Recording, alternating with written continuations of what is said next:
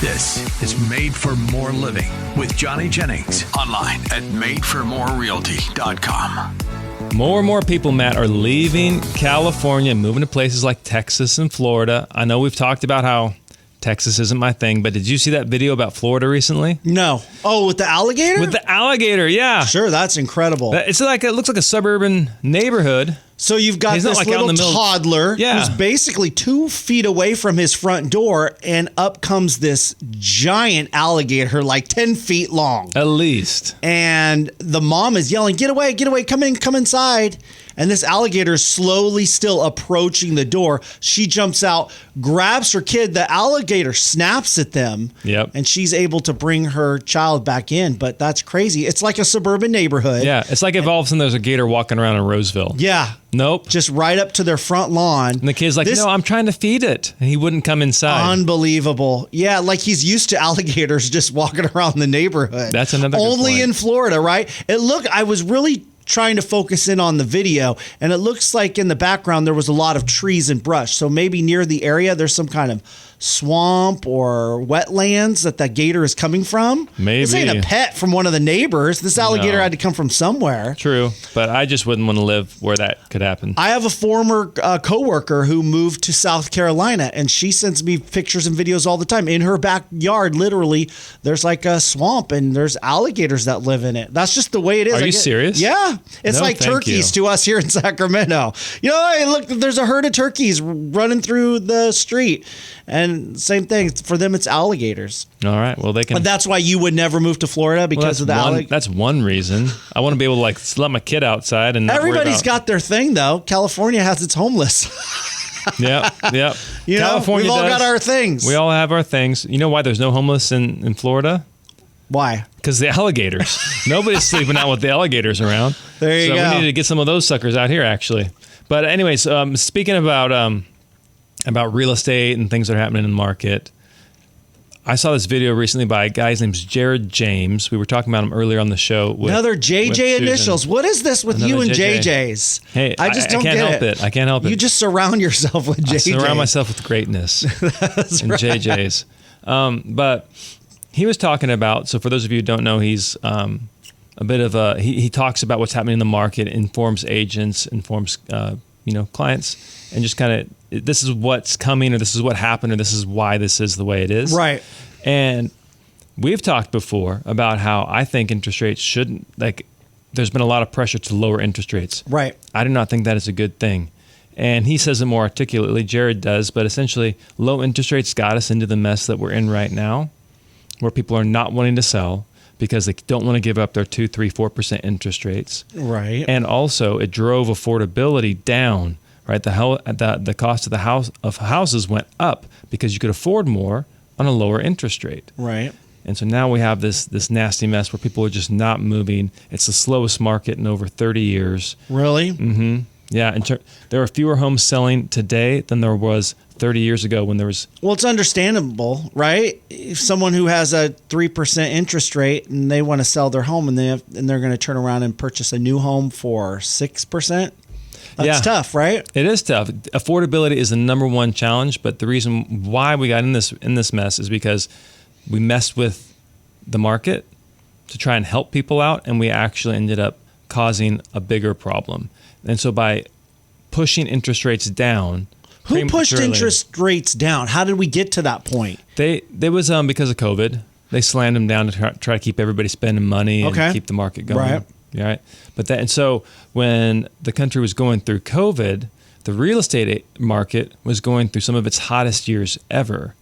It was the weirdest thing. We couldn't go inside. We couldn't do open houses. So there'd be people standing outside, lines of people outside houses with their masks on to go in and do their showings. People were writing offers and they were going $10,000, $20,000, $100,000 over list, waiving all contingencies. It was crazy. And the reason what fueled all that was the low interest rates. And so now on the backside of all that mayhem, we have people who are not wanting to move, people who can't afford to move, and it's because they're still hoping for those lower interest rates. 6% interest rates, yes, it's high. It's higher than obviously 3%, but it's not historically high. Historically, it's below the normal.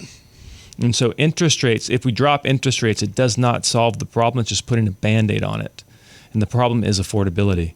And so ultimately, I think prices do need to come down. That's what I think is eventually going to solve this issue. And so anyways, that's kind of what we're seeing. So it's How does that happen? Affordability? How does prices come down? How do you convince someone, well, you need to drop the price? Well, we're seeing it already. I'm starting to see it. So for example... So you're saying it's going to happen just naturally? Yeah. Okay. Yeah. So naturally it will happen because eventually these people that have 2, 3, 4% interest rates are going to have to sell. You don't stay in your house forever. Even if you die, you sell the house. Like Right. the house is typically sold. Right. And right now, 20% of mortgages in existence have rates over 6%. Right. And as we see that number grow, the number of mortgages that are over 6%, I think you'll see more movement in the market because they're selling their house that has a 6% interest rate and buying another house with a 6% interest rate. You'll see that more movement. You'll see more movement.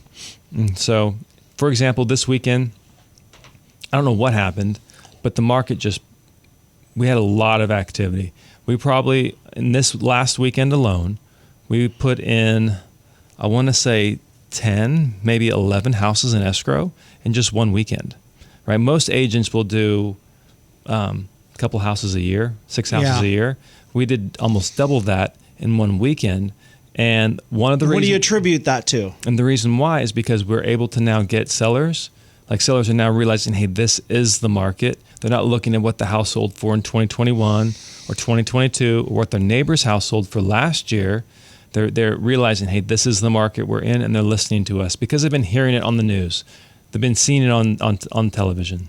Or maybe do they think that feds are going to cut rates and that if they sell their home, maybe potentially they can find a home and get a loan at a lower rate, expecting the Fed to cut the rates again before the end of the year? You think? No, that's not what these people have been. Two houses that we put in escrow were a probate sale. One, she's priced $25,000 below anybody else on the marketplace, and they're just buying another house. Another one, they had been on the market with another agent. They had been in escrow 3 different times, and we were able to get them in contract. And I think we were at the same purchase price as the previous agent. So it wasn't like we came in and slashed the price. Right. It's just you're seeing more movement. And so I'm curious to see if we have a stronger winter because people are, moving because of the lower interest rates. So we'll have to see how that plays out. But so these folks that are selling, you said 10 homes went into escrow over the weekend. Yeah. Where are they? Are they moving within the greater Sacramento area? Are they moving out of state? Are they downsizing? What would you say? All of the above. All of the above. It's just a smattering. There's not like one thing that's driving the market right now. But what I will say is new construction is getting super competitive. So if you are looking I can see it just driving around. Absolutely. Yeah, you can see price adjustment. The offers and stuff. Yeah, absolutely. We'll give you a puppy and we'll pay for your kid's college. Free pizza with the purchase of a house. Yeah, so they're getting super competitive. The places that I feel that are going to be negatively impacted more than others are areas near new construction. So if your house is a 2022 and they're still building brand new houses next to you, then why would somebody buy your 3-year-old house when they can buy a brand new house? And they've got all those incentives. With paid off solar, a lower interest rate, and they get to pick everything for less money. Yeah. So I think you're going to see the areas around new builds will be hit a little bit harder than like a Fair Oaks would. Right. Yeah. Yeah.